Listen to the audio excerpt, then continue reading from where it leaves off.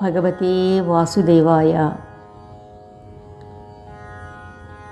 Mohanavani Telugu podcast శ్రోతలకు నమస్కారం. ఉపాధ్యాయుల తెలుగు వచన శ్రీరామచరిత మానస నవాహ్నిక పారాయణము. సంకలనం శ్రీ ఉపాధ్యాయుల వెంకటేశ్వర్లు గారు. శ్రీ గురుభ్యో నమః. శ్రీ మహాగణాధిపతయే నమః. శ్రీ సీతారామాభ్యాం నమః.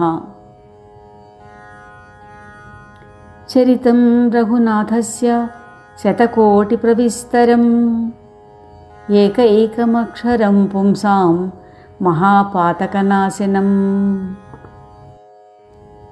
నిన్నటి రోజున శ్రీ రామలక్ష్మణులు సుబాహువులను వారి అనుచరులను సంహరించి మారీచుని సముద్రమునకు అవతల 100 యోజనముల దూరము పడినట్లుగా బాణప్రయోగం చేసి విశ్వామిత్రుని యాగము సంరక్షించి పూర్తి గావించినట్లుగా, అచ్చటి బ్రాహ్మణుల వల్ల మునుల వల్ల అనేక పురాణగాథలు వారు విన్నట్లుగా,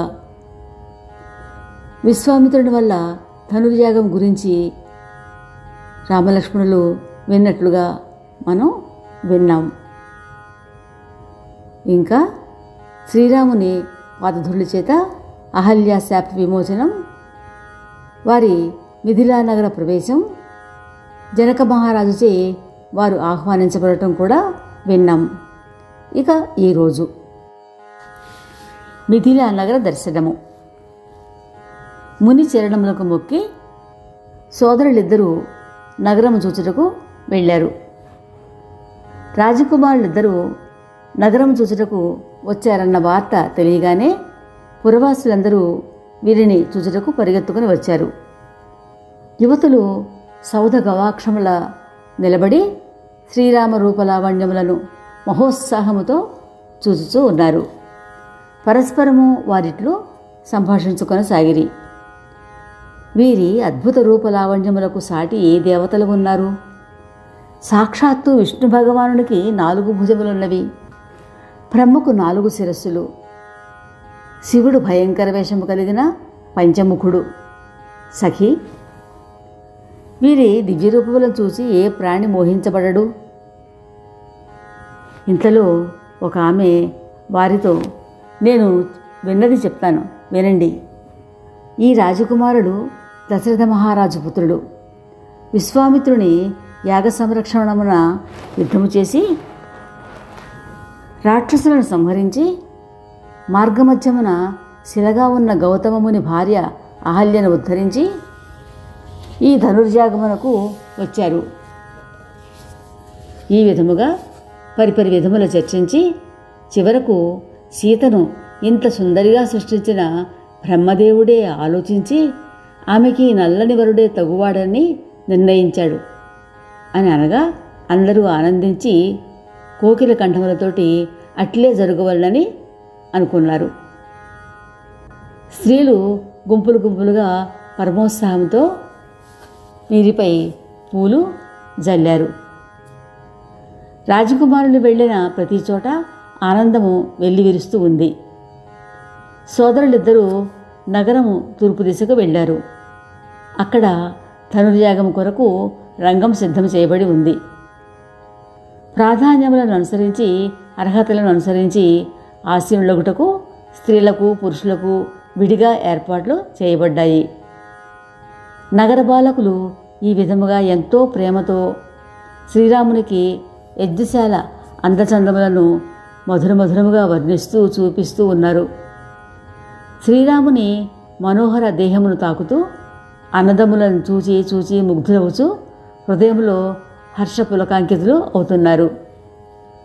శ్రీరాముడు ఈ బాలకులందరూ తమ పట్ల ప్రేమాధిక్యతో ఉన్నారని తెలుసుకున్నారు. యాగవేదిక ఏర్పాట్లను ఎంతో ప్రశంసించాడు. సోదరులిద్దరూ వారెటు పిలిచినా అటు వెళుతూ ఉన్నారు. శ్రీరాముడు ధనుర్యాగ వేదిక నిర్మాణ కౌశలమునకు అచ్చిరి పొందాడు. దాని రచనా కౌశలమును తమ్ముడు లక్ష్మణులకు వివరించి చెప్పాడు. తరువాత బాలులను బలవంతంగా బీడ్కొలిపి మనసులో ఆలస్యమైందనే భయంతో గురు సన్నిధికి వెళ్ళారు. గురు చరణములకు నమస్కరించి వారి అనుమతితో దగ్గర కూర్చున్నారు. ప్రొద్దుగుక్కుట వల్ల సంధ్యా సమయమని ముని అనుజ్ఞతో సంధ్యావందనం చేసుకున్నారు. తరువాత ప్రాచీన గాథలు ఇతిహాసములు చెప్పుకొనుతూ ఉండగా 2 జాముల రాత్రి గడిచింది. వారు గురుచరణములను నొత్తారు. ముని అనేక పర్యాయములు చెప్పగా రఘురాముడు వెళ్ళి శయనించాడు. అదేవిధంగా లక్ష్మణుడు కూడా శ్రీరాముని అనుమతితోటి శయనించాడు. కోడికూత చెవిన పడగానే లక్ష్మణుడు నిద్రలేచేశాడు. జగత్ప్రభు శ్రీరాముడు కూడా గురుదేవుల కన్నా ముందే మేల్కొన్నాడు.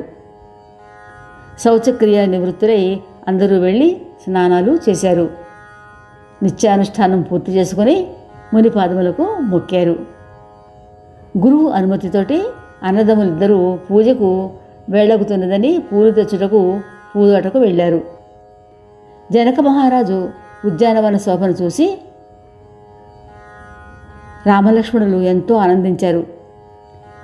జగదానందకారకుడైన శ్రీరామచంద్రుని ఆనందింపచేసిన ఈ పూలతోట నిజముగా ఎంత రమణీయముగా ఉన్నదో కదా. రామలక్ష్మణులు నలువైపులా పరికించి తోటమాలుల యొక్క అనుమతితోటి ప్రసన్న చిత్తులై వారు పుష్పములను పత్రములను సేకరించుతూ ఉన్నారు. ఇంతలో చెలికత్తెలతో కూడి సీతాకుమారి అక్కడకు తన తల్లి గౌరీ పూజ నిమిత్తము పంపగా వచ్చింది. అక్కడ గల సరోవర సమీపమున గౌరీ మందిరము వెలసిల్లుతూ ఉన్నది. సఖులతో కూడి సీతాకుమారి సరోవరములో స్నానం చేసి ప్రసన్న చిత్తముతో దేవాలయమునకు వెళ్ళింది. ఎంతో భక్తి శ్రద్ధలతో గౌరీమాతను పూజించి తనకు యోగ్యవరుణ్ణి ఇమ్మనమని వరమడిగింది. ఇంతలో ఆమె చెలికత్తెలలో ఒక చెలి రామలక్ష్మణులను చూసి సీతాకుమారి వద్దకు పరిగెత్తుకుని వచ్చి ఆనందముతో ఉన్నట్లు మిగిలిన చెలికత్తెలు గ్రహించి విషయము అడిగారు. అప్పుడు ఆమె వారితో ఈ విధంగా చెప్పింది. రాజకుమారులు మన పూతోట చూచుటకు వచ్చారు. వారి సౌందర్యమును ఎట్లు వర్ణించగలను?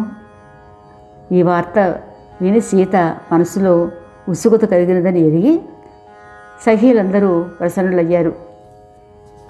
నిన్న విశ్వామిత్రుడితో వచ్చారని విన్న రాజకుమారులు వీరే. శివధనుర్భంగము. ముని బృంద సహితుడై ప్రభువు ధనుర్యాగశాల చూచుటకు బయలుదేరాడు. ఈ యాగము చూచుటకు గొప్ప జనసమూహము వచ్చున్నట్లు గ్రహించి జనక మహారాజు తగిన ఏర్పాట్లు చేశాడు.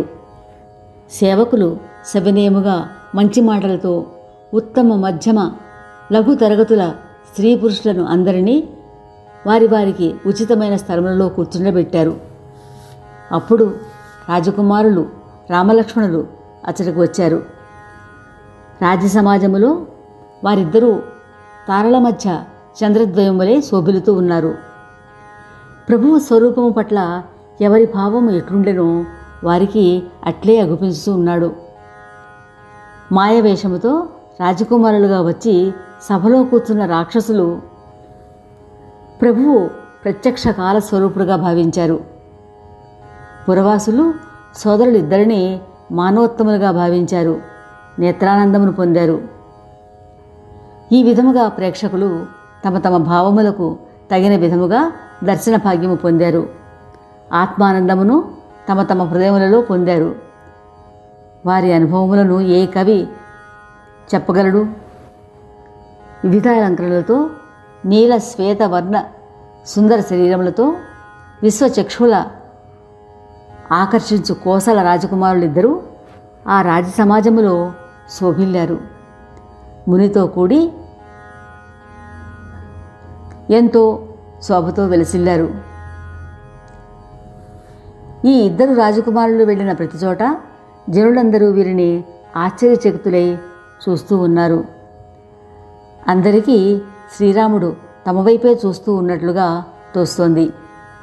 కానీ మర్మం ఎవరికీ తెలియదు. మునితో పాటు సుందర రాజకుమారులు ఇద్దరును స్వయముగా రాజు కూర్చుండబెట్టాడు. శ్రీరామచంద్రుడు ధనుర్భంగం చేయగలడా అని తమలో తాము అనుకొనుచు విజయము శ్రీరామునే వరించునని దృఢ నమ్మకంతో మళ్ళీ ఉన్నారు. ఒక్క మనుషులేమిటి, దేవతలు కూడా ఆకాశమున విమానములెక్కి శ్రీరామచంద్రుని దివ్యరూపమును దర్శించుకొని అమరగానము చేయసాగారు. జనకుడు అప్పుడు మంచి ముహూర్తమున సీతను పిలువలంపాడు. చతురులైన సుందర సఖీమణులు ఆప్యాయముగా సీతను తొడుకుని వచ్చారు. రూపవతి, గుణవతి, జగజ్జనని జానకి దివ్యశోభ వర్ణనాతీతము. సీతను వర్ణించడంలో లోక ఉపమానములను ప్రయోగించి ఎవడు కవిగా అపకీర్తిని పొందుతాడు? సరస్వతిలో, పార్వతిలో, లక్ష్మీదేవిలో కొన్ని లోపములు ఉండినచో ఉండవచ్చును. అందుచేత సీతను వారితో పోల్చజాలము. సీత కోమల శరీరముపై దివ్యసుందరమైన పట్టుచీర శోభిలుతూ ఉన్నది. జగజ్జనని దివ్య తేజపుంజము అనుపమానము. చెలికత్తెలు ఆమెను సర్వాంగములపై దివ్యభూషణముల అన్నిటినీ యథోచిత స్థానములకు అలంకరించారు. చెలికత్తెలు ఆమె సర్వాంగములపై దివ్యభూషణములను అన్నింటినీ యథోచిత స్థానముల అలంకరించారు. ఈ విధముగా సీత రంగభూమి యందు కాలు మోపినప్పుడు ఆమె దివ్యస్వరూపము చూచి స్త్రీ పురుషులు అందరూ వ్యామోహితులయ్యారు.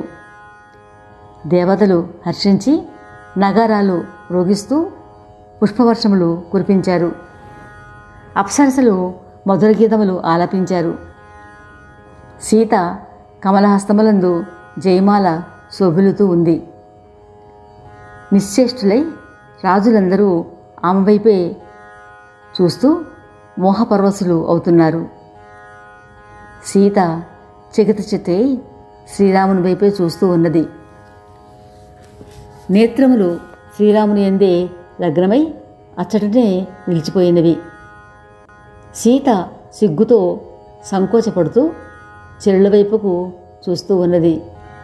స్త్రీ పురుషులందరూ లోపల దైవమును ఇట్లు ప్రార్థించారు. ఓ విధాత, ఈ జనకుని మూర్ఖత్వమును పోగొట్టండి.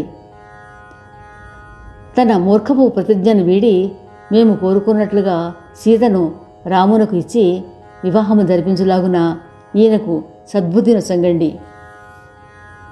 అది అందరికీ నచ్చును కనుక లోకము ఈయనను మెచ్చును. మొండి పట్టుదల దుఃఖము కలిగించును. అప్పుడు జనక మహారాజు వందిమాగధులను పిలిపించాడు. రాజు యొక్క బిరుదావళిని కీర్తించుచు వారు వచ్చారు.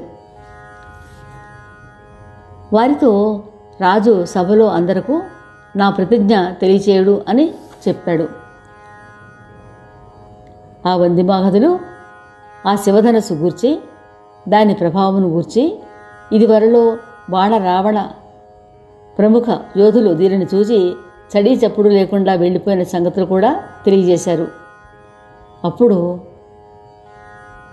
రాజకుమారులందరూ తమ తమ బల పరాక్రమములతో శివధనుసును ఎత్తుటకు ప్రయత్నించి ఓటమిని అంగీకరించి కాంతిహీనులై తమ తమ సంఘముల వద్దకు చేరారు. ఈ సంఘటనతో జనక మహారాజు చింతించి క్రోధావేశంతో ఈ విధంగా అన్నాడు. శివధనుర్భంగం తరువాయి భాగము రేపటి రోజున ఇదే సమయానికి మన మోహనవాణి ద్వారా విందాం. శ్రోతలకు శ్రీరామరక్ష. ధన్యవాదములు. శ్రోతలు లైక్ చేసి తమ బంధువులకు, స్నేహితులకు షేర్ చేస్తారని, తమ అమూల్య అభిప్రాయములు కామెంట్ బాక్స్ ద్వారా తెలియచేస్తారని ఆశిస్తున్నాము. శ్రీరామరక్ష, సర్వజగద్రక్ష. మోహనవాణి తెలుగు పోడ్కాస్ట్ వింటున్న శ్రోతలందరికీ హృదయపూర్వక ధన్యవాదాలు.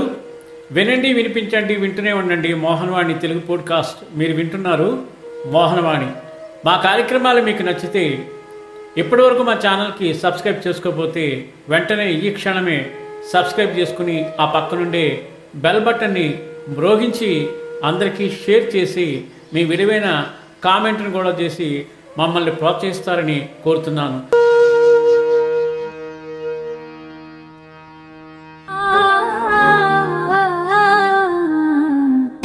మోహనవా